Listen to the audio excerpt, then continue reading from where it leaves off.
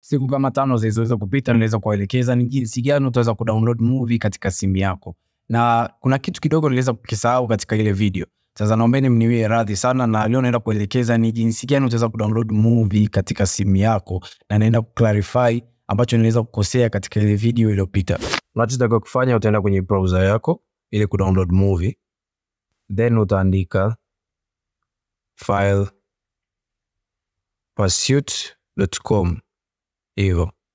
Kishaandika file pursuit.com, nitatolea mfano ile movie ambayo niliweza kutolea mfano, kwa mfano Aquaman. Nitatolea mfano ya Aquaman The Lost Kingdom. Nitasearch hiyo movie. Nitapata link mbalimbali hapa chini. Kwa mimi nitachagua hii ya 1080.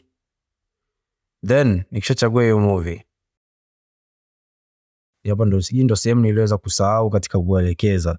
Sasa hapa mna sehemu ya kudownload, ya kubonyeza neno download. Utakachotaka kufanya, utabonyeza hichi kidude hapa cha kukopi.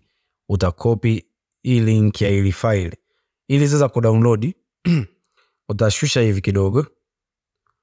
Then umeona sehemu hapa ya kusearch, utabonyeza. Utafuta, utabonyeza tena, utabonyeza neno paste. Alafu utabonyeza go. Utapaste. Ukipaste hivyo itatokea neno download, utabonyeza kwenye download. Ndio utaweza kudownload movie yako sasa katika simu yako. Kama fresh na hii video, usisahau kunifollow, kulike na kushare kwa marafiki zako na familia.